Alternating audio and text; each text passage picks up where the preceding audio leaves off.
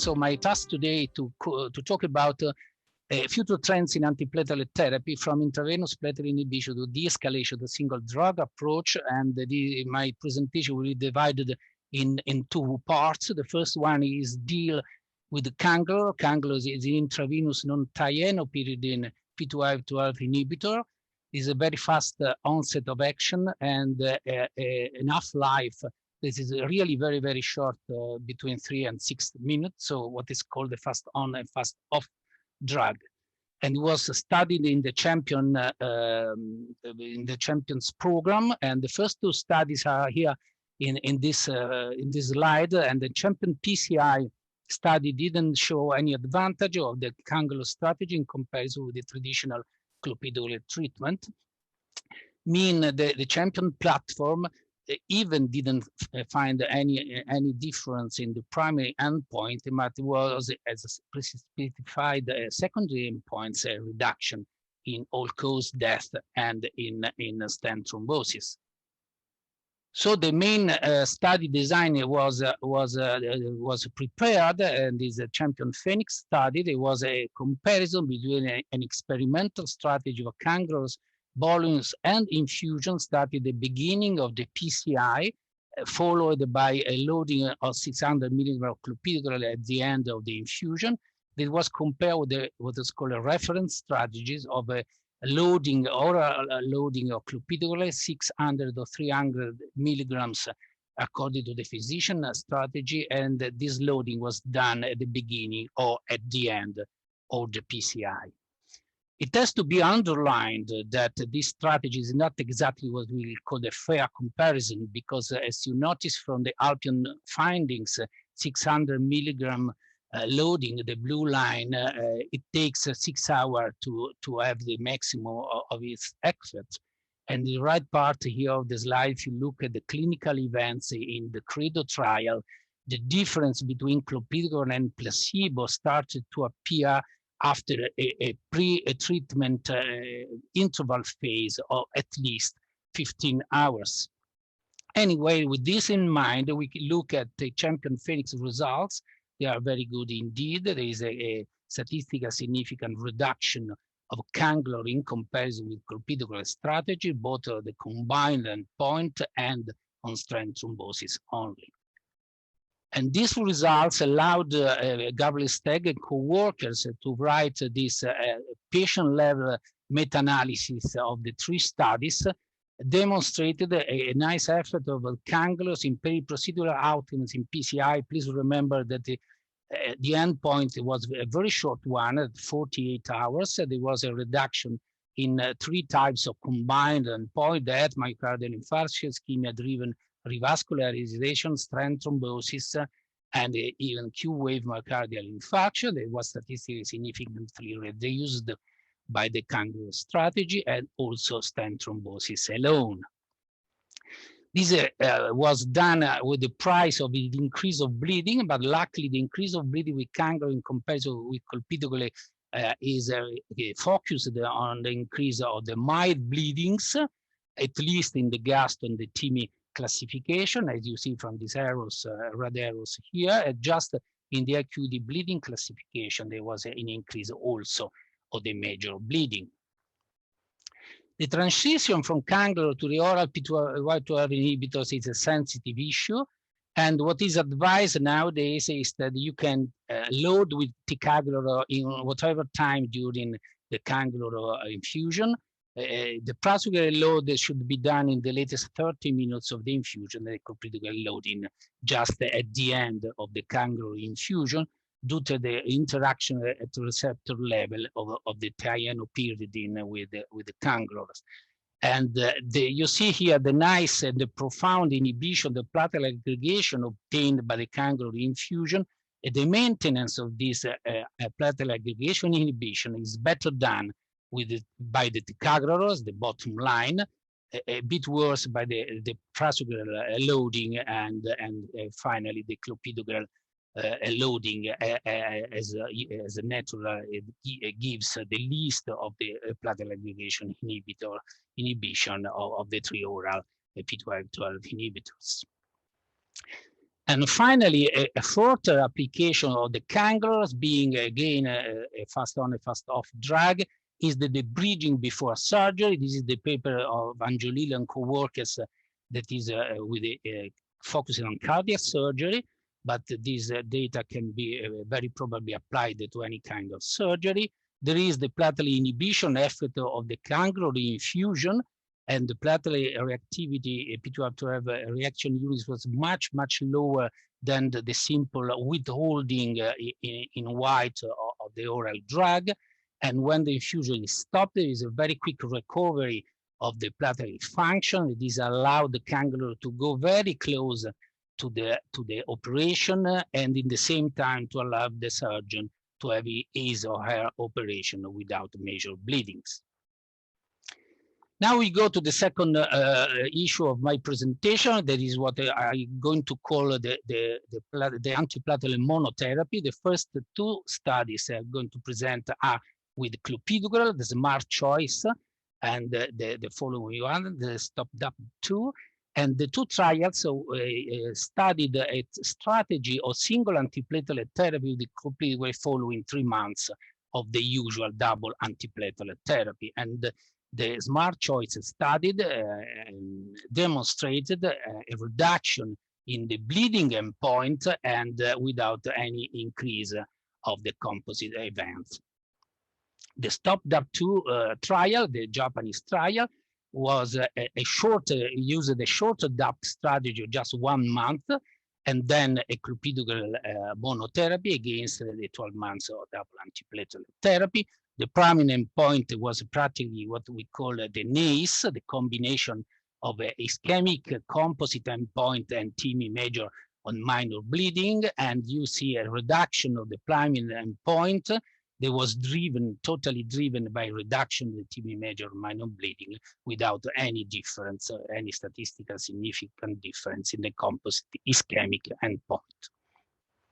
And now we go to the ticagrelor or monotherapy strategy.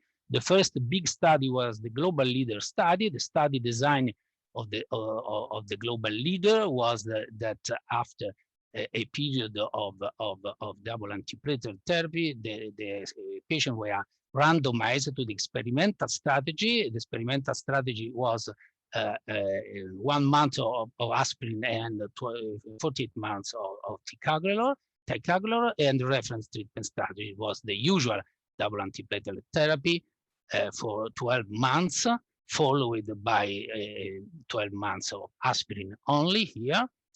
And the oral P212 inhibitor drug was ticagrelor mainly in ACS and clopidogrel mainly in a stable coronary syndrome, what is called chronic coronary syndrome. And the cumulative endpoint was all-cause mortality and nuke wave myocardial infarction. Please remember this endpoint is going to be different for further endpoints or further studies. And what were the results of the global leader? Was an even result, with no differences in the primary ischemic endpoints, and no difference in other single ischemic endpoints, and no difference in BARC 3 or 5 bleeding. So all the studies are going to show from now calculate the bleeding according to the BARC classification. Please note it was a statistically significant interaction between the bleeding and the indication, and there was in the global leader a reduction in the BARC 3 or 5 bleedings in the group of ACS and not in the group of stable coronary artery disease.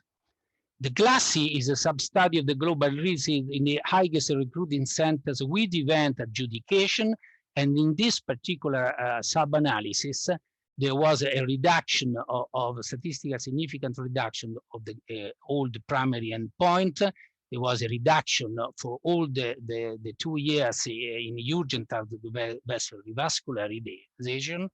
And as far as myocardial infarction and definite stent thrombosis are concerned, there was a reduction in the second year of therapy of these two single primary endpoint.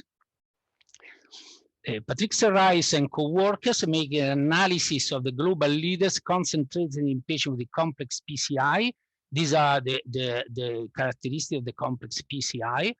And you can see here that if you follow the red line, they are the line dedicated to the complex PCI patient. The primary endpoint was what is called a patient-oriented clinical endpoint, death, myocardial infarction, stroke, and revascularization. There was a reduction in the primary endpoint in this group, and this reduction was obtained mainly in the first year of therapy. Now we come to the Twilight study design. Twilight is the second big study, 3 months double antiplatelet therapy, and also only in the patient without major bleeding or ischemic events during these 3 months. There was a randomization in experimental strategy or reference strategy. Again, a single antiplatelet with ticagrelor for 12 months, or the usual double antiplatelet for 12 months. And the results of the Twilight was a clear reduction in bleedings, almost a halving of the bleeding events without any increase of the ischemic endpoint, death, myocardial infarction, and stroke. And Barber and co-workers published a sub-analysis of the Twilight concentrating ACS patient only. This is the take-home figure of the paper. After the 3 months, again, there was a drop of aspirin because, of course, it is a sub-analysis of the Twilight. Comparison between ticagrelor monotherapy and the double antiplatelet, reduction in bleeding event, a bit more profound than in the general study without an increase in ischemic events. And also for Twilight, there was an analysis for complex PCI that was done by the group in New York. Dangas as the first name. Here in the left side of the slide, the definition of complex PCI. There was a more or less definition linked to the procedure. And the results again was a reduction in the bleeding, not only BARC 2, 3, or 5, also BARC, the serious bleeding, BARC 3 or 5, more than an halving of the bleeding without, not only without an increase of the ischemic endpoints, but you can see the hazard ratio was in the section of the forest plot in favor of ticagrelor monotherapy. The third study is the TICO. The TICO is a study on ASA only, on ACS only patient. It was again a study with 3 months of double antiplatelet and then a randomization to the usual strategy and the experimental strategy with ticagrelor monotherapy. You can see from the Kaplan-Meier curve that was exactly after 3 months that the curve started to diverge in favor of ticagrelor monotherapy, that reduced the NACE, the net adverse clinical events. There was the MACC plus the major bleeding, and the event was obviously driven by the reduction of the major bleeding. The reduction of the MACE wasn't statistically significant, and all the effect was concentrated in the second, after the first, the three months of double antiplatelet therapy. So I can come to the conclusion. There was several flowcharts of the 3 studies published. Sergio Leonardi published one of them. I show in my conclusive slide the one of Bob Storey, because it is I could say, quite simple. After 3 months of this therapy and of the common double antiplatelet therapy, if the patient didn't have further thrombotic of a bleeding event, we can concentrate on the ischemic risk of this patient. And the ischemic risk particularly linked what is they are called non-modifiable risk factor. That means extensive coronary disease, peripheral artery disease, chronic kidney disease, or diabetes. If the patients are in this situation and they don't have high bleeding risk, they can go to the usual double antiplatelet therapy for 12 months and even further if you want to follow the Pegasus strategy. If the patient has this high bleeding, high ischemic events, but have also bleeding events, and this is something that is frequently associated in our patient, or if the patient don't have increased ischemic events, they can go directly for the ticagrelor monotherapy that showed a very good results, particularly in the Twilight strategy. It is well possible that this ticagrelor monotherapy could be a very good strategy in these patients. And I thank you for your attention.